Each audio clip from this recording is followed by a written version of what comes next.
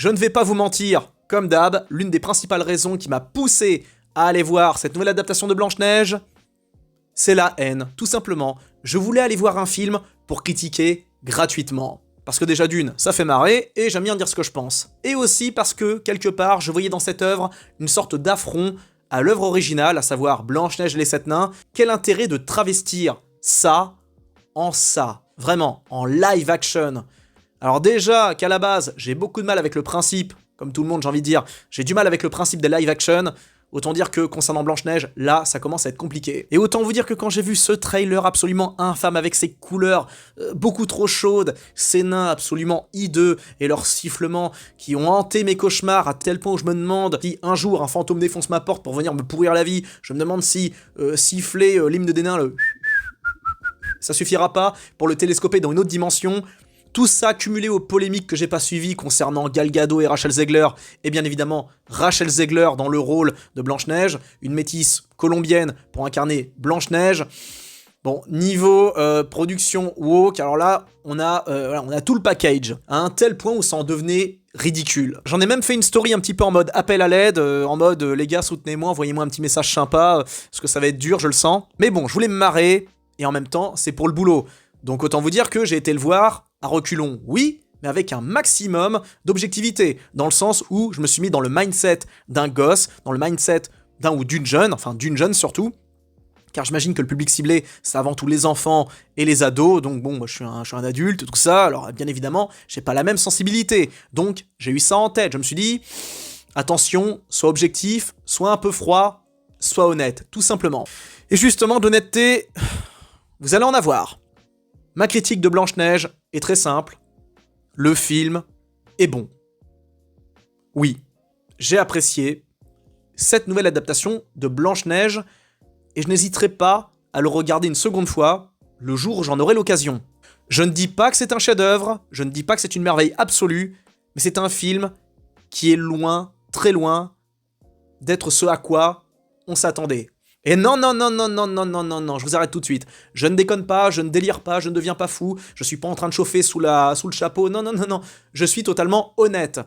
À un point où j'en ai prévenu quelques-uns au cours du film, oui, je sais, j'ai envoyé un message, ça se fait pas, mais j'ai envoyé 2-3 messages pour dire, les gars, c'est pas si mal finalement, c'est pas mauvais, c'est relativement cool. Donc je le dis franchement, je me suis planté, même si je n'ai pas spécialement fait part de mon avis concernant les polémiques autour du film. Je sais que beaucoup se sont servis justement des polémiques autour de Zegler, de Gal Gadot, tout ça, pour produire du contenu, tout ça, faire des vues. Et je ne juge absolument pas, mais je me suis tenu à l'écart de tout ça parce que je préfère parler des films directement, et je voulais pas rentrer là-dedans, dans les polémiques. En fait, j'ai voulu en savoir le moins possible sur le film. Les technologies utilisées, les acteurs, tout ça, le réalisateur, je savais que c'était le réalisateur d'Amazing Spider-Man, donc à savoir une pointure, mais je voulais pas en savoir plus. Je savais que le conte allait être revisité, qu'on n'allait pas revoir la même chose que ce qu'on a vu dans le dessin animé des années 30.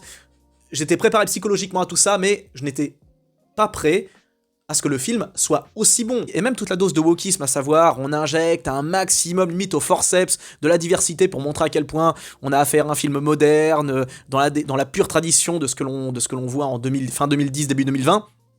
Et bien même ça m'a pas tant dérangé. Et d'ailleurs, j'en profite pour faire un parallèle auprès des gens de droite qui me suivent, tout ça, bon, parce que bon, c'est comme ça la France, hein, il y a des droitards et des gens de gauche. Bon, moi j'aimerais simplement que les gens soient normaux, dépolitisés. Je pense que on arrive dans une époque où la politique va devenir obsolète et qu'il faudra simplement se réaxer sur des bases simples et saines et qu'on sorte un petit peu de cette perte de temps. Pour ça, vivement l'avènement de l'IA, afin qu'elle remplace la politique et les hommes politiques surtout. Donc voilà, pour rassurer mes abonnés de droite, ne voyez pas dans le wokisme quelque chose de spécialement négatif, quelque chose d'absolument horrible. Alors bien évidemment, il y a des productions absolument infâmes qui sont sorties dans cette ère woke, etc. Mais il y a aussi des bonnes productions. Et je sais que certains vont rager, mais par exemple, The Last of Us 2, eh bien ça, c'est une excellente production woke. Je suis désolé, je maintiens, je signe, je préfère largement ce The Last of Us 2 à The Last of Us partie 1. Pour des raisons que j'ai déjà exposées, et je vous préviens tout de suite, je prépare une grosse rétrospective sur The Last of Us partie 2. Je prévois une vidéo qui va durer entre 1 heure et 2 heures. Je suis en train de refaire le jeu, je suis en train de le speedrun pour proposer un maximum de vidéos. Je vais tâcher de romancer ça au maximum, j'ai commencé l'écriture. J'espère que la vidéo sera prête d'ici 2-3 semaines. Mais bref, pour revenir au wokisme, excusez-moi, je fais vite, mais c'est une bonne production woke. Et donc, pour mes abonnés de droite qui flippent par rapport au wokisme, notamment du fait qu'on met énormément de diversité dans des productions européennes, comme on l'a vu par exemple dans dans Le Seigneur des Anneaux, saison 1, saison 2, et comme on l'a vu également donc dans ce Blanche-Neige, et également dans La Petite Sirène, tout ça, eh bien, voyez ça quelque part, j'ai envie de dire, pour ceux qui sont européens, tout ça, voyez ça comme une petite fierté, parce que quelque part, ça veut dire que nos œuvres européennes, Le Seigneur des Anneaux, Disney, tout ça, eh bien ça fait rêver le monde entier, et quelque part c'est compréhensible que de la diversité veuille se joindre à cet univers qui est quand même relativement riche, exceptionnel, incroyable et relativement intéressant. Bien sûr, je ne dis pas qu'il faut tout wokiser à l'extrême, mais voilà, un peu de nuance et un peu de calme, les amis, ce n'est pas un drame, et vous inquiétez pas, il y aura sûrement, dans 10-15 ans, une autre Blanche-Neige avec une meuf sûrement blonde aux yeux bleus, ça se trouve, ça arrivera. Et justement, ce Blanche-Neige, cette nouvelle adaptation, eh bien, c'est une bonne production moderne, woke. C'était intéressant, c'était cool, relativement cool, j'étais porté par l'ambiance, porté par cette énergie. Il y avait une saine énergie dans cette adaptation de Blanche-Neige, et vraiment je suis réceptif à ce mot, saine énergie, parce que je me suis laissé porter par le truc, alors qu'à la base, ça me parle pas. Je suis un adulte, voilà, moi Disney ça m'a jamais vraiment parlé, je connais les classiques bien évidemment, mais je les mate pas à chaque Noël, quoi. C'est, voilà, pour moi c'est pour les enfants, les ados, tout ça, et je suis pas du tout réceptif à ce genre de choses. Mais pour autant, j'admets, eh bien je me suis laissé porter par ce live action que à la base je déteste. Mais alors les Disney en live action, j'en parle même pas, enfin c'est... Pour moi c'est infâme, c'est de l'hérésie, ça ne devrait même pas exister, tellement c'est moche, tellement c'est triste, tellement c'est vide, comme on l'a vu avec La Petite Sirène. J'ai rien contre l'actrice, qui est plutôt mignonne, mais alors l'ambiance, c'était froid, c'était triste, c'était limite glauque, et également l'adaptation de Peter Pan qui était aussi froide et aseptisée qu'un film de Nolan, quoi. Donc... ça me parle pas vraiment, mais là, j'admets, je me suis laissé porter par le truc, porter par les couleurs, porter par l'ambiance, par les chansons même. Alors c'était la version française, et je dois admettre que la version française était cool, elle était vraiment excellent doublage. D'habitude, je suis assez critique par rapport au doublage français, surtout le doublage récent, où on perd tous nos grands doubleurs sont partis, il y a plus que des nouveaux et quelques-uns qui tiennent encore bon, mais globalement, le doublage actuel, je trouve pas spécialement top. Mais là, le doublage était parfait. Et je précise que le film n'est pas un chef-d'œuvre, attention, il y a des éléments qui sont un peu foirés, qui sont pas spécialement réussis, mais globalement, le film est bon. Je dirais même qu'il n'est pas excellent, mais pour un live-action, on n'en est pas loin. Et je dirais même que c'est un des meilleurs live-action que j'ai été amené à voir. Et j'en ai bouffé des live-action, mais j'admets que celui-là, c'est celui qui m'a le plus ambiancé, tellement l'énergie était saine, l'énergie était positive, les chansons étaient cool, pas trop de mélo, très, très entraînantes.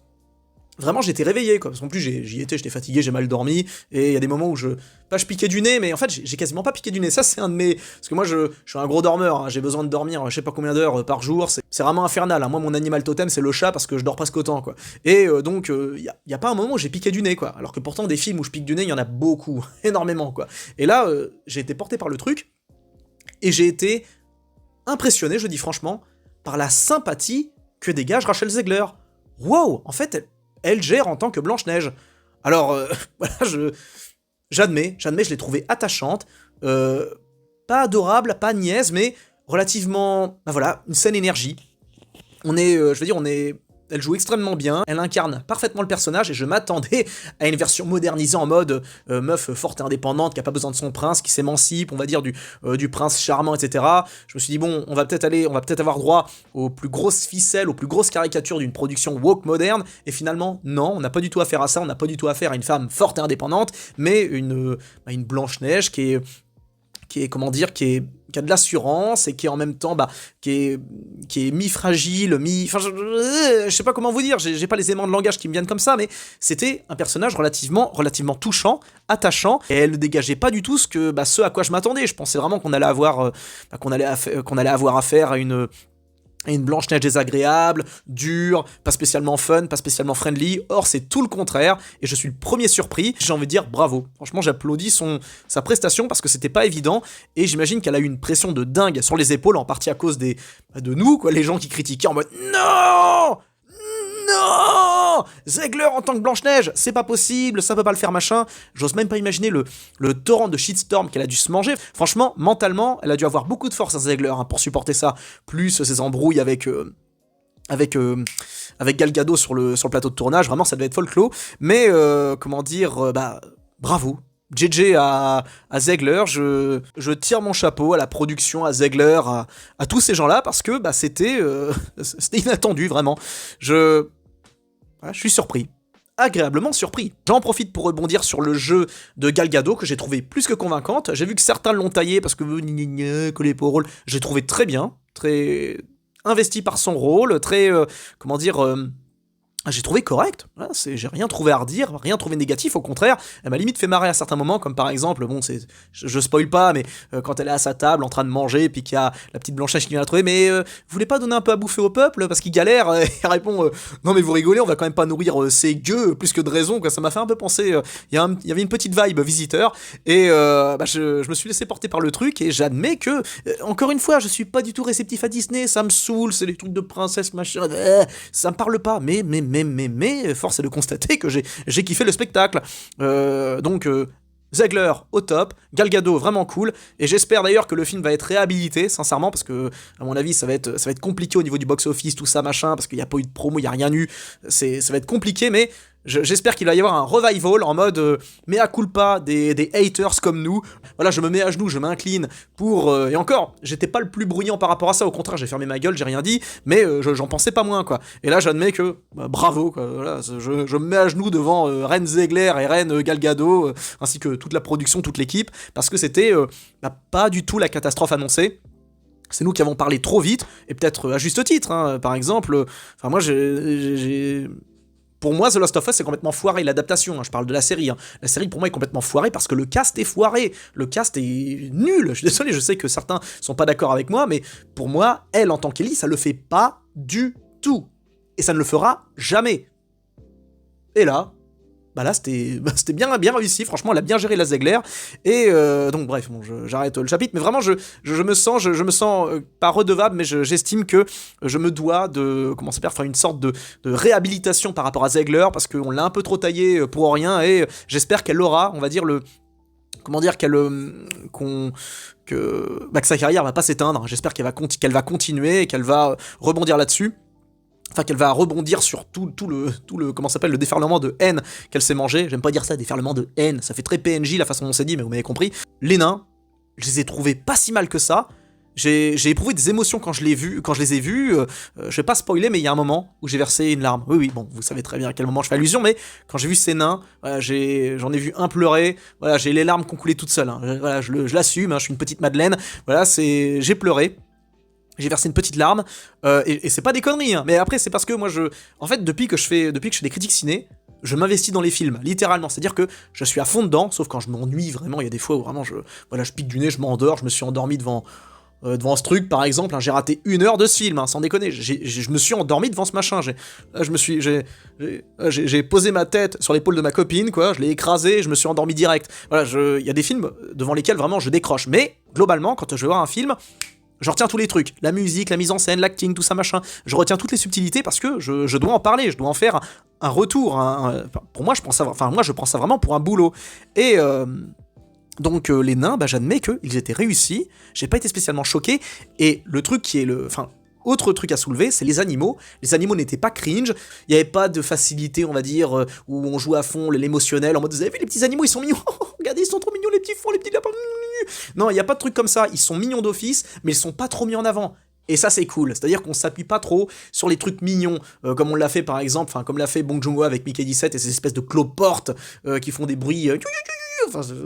il a essayé de nous vendre ces créatures-là comme des trucs trop mignons. Même chose avec, je crois, l'adaptation de La Belle et la Bête de Christophe Gans. Enfin, c'était il y a 10 ans, ça remonte. Mais pareil, on a des espèces de petites bestioles, des lapins bizarres, où on nous les... Voilà, on mettait ça en avant pour... Regardez, c'est le côté mignon du film, c'est génial, allez le voir. Là, pour le coup, malgré le fait qu'il y ait les animaux, les petits cerfs, les petits fans, les petits oiseaux, les petits lapins de ça, les petits hérissons, et bien même s'ils sont là, et même s'ils sont adorables, c'est pas, on va dire, on les met pas spécialement trop en avant pour vendre le film. Et ça m'a plu. Donc l'acting, les nains, les animaux, c'est cool. L'ambiance en général, la colométrie, la couleur, il y a une saine énergie qui s'en dégage. Les scènes de chant, hein, moi qui suis pas du tout client de ce genre de truc, eh bien j'ai kiffé. Il y avait un très bon doublage également, je note, hein, parce que je sais pas ce que ça donne en VO, mais très bonne choré très simple, tout ça. Et c'est un film qui m'a fait du bien. Je dis franchement, oui, c'est un film qui m'a fait du bien, dans le sens où j'avais mon cœur qui s'est un petit peu réchauffé. Je l'admets. J'en ai presque honte, hein, sachant que moi les Disney, je suis... mais d'autant plus que celui-là, je l'ai... Blanche-Neige, non. Finalement, grosse surprise, et j'espère que ce sera un petit succès, vraiment. Enfin, j'espère que ce sera un succès tout court, mais là, il faut être honnête, il faut être... voilà, il faut rendre à... Ouais, il faut rendre à... Voilà. Il y avait tout ça, et... Bah tiens, vite fait quand même pour parler des éléments qui m'ont dérangé, la transition entre... Comment dire, quand la méchante se transforme en sorcière, j'ai pas trouvé ça spécialement réussi. C'était pas foiré, mais ça n'avait rien à voir avec ce qu'on a vu dans le dessin animé, où c'était vraiment traumatisant, on en a fait des cauchemars, mais je pense que le film ne voulait pas trop transformé en film d'horreur. Ils ont voulu aseptiser un peu le truc, mais juste ce qu'il faut, quoi. En tout cas, j'ai été moyennement... Et il y a 2-3 autres scènes où je me suis dit, ça aurait pu être mieux. Mais globalement, c'était top. Et autre point à souligner, c'est l'humour. Le film est assez drôle. Alors vous allez pas vous taper le postérieur par terre, cependant, il y a des moments assez drôles. Comme par exemple ce passage où il y a le héros, donc le crush de Blanche-Neige, qui ressemble beaucoup à Robert Pattinson. Il y a ce moment où il se présente, où il y a cette blague, princesse Jonathan. Je n'en dis pas plus, je vous laisse la surprise pour quand vous le verrez, mais en tout cas, j'ai rigolé de bon cœur. Et vous savez, c'est un rire sincère, un rire qui est... c'est pas le rire en mode... non, c'est le rire... c'est en mode, c'était drôle, c'était bien trouvé. Donc, franchement, j'ai passé un bon moment. Et ça, c'est une bonne surprise. C'est encore mieux, vraiment, c'est encore mieux, quand vous allez voir un film où vous pensez, vous êtes sûr que ça va être foiré, mais qu'en fait, vous kiffez. C'est un double plaisir, en fait, parce que vous attendez à une déception, puis finalement, bah, vous êtes content, et bah c'est cool. Par exemple, c'est pas du tout ce que j'ai ressenti quand j'étais voir Mickey 17. Je m'attendais à une merveille. Je m'attendais à exactement ce que j'ai vu dans la bande-annonce. Finalement, ça a été... autre chose. Donc, voilà ma critique concernant cette nouvelle adaptation de Blanche-Neige. J'ai kiffé, j'ai passé un bon moment. C'est pas le chef-d'œuvre du siècle, ce n'est pas le meilleur film de l'année, loin de là, faut pas déconner, mais c'est relativement très loin de ce qu'on imaginait, en termes de foirage, en termes de nullité. Bon film à montrer aux gosses, parce que vraiment, il y a des bonnes vibes, et surtout, il y a une bonne énergie, il y a de l'humour, il y a des belles couleurs, il y a des belles scènes, des scènes pas trop effrayantes, des scènes envoûtantes, et Zegler fait un super taf dans le rôle de Blanche-Neige, voilà, faut l'admettre, il faut dire la vérité, et ça ira comme ça. J'espère que cette vidéo vous a plu, donnez votre avis dans les commentaires, et si vous êtes nouveau sur la chaîne, si vous me découvrez, abonnez-vous parce que je fais quand même de super vidéos, oui je l'admets, et pour la rétrospective de The Last of Us 2, croyez-moi, vous allez rentabiliser votre abonnement. Et oui, je n'oublie pas non plus la grosse rétrospective sur Red Dead Redemption 2, ça viendra, donnez-moi du temps s'il vous plaît, je sais que j'ai parlé trop vite, ça fait 1 an que je la promets, mais elle viendra d'une manière ou d'une autre. Elle viendra. Prenez bien soin de vous les amis, plein de bisous à tous, à très bientôt pour une prochaine vidéo, ciao.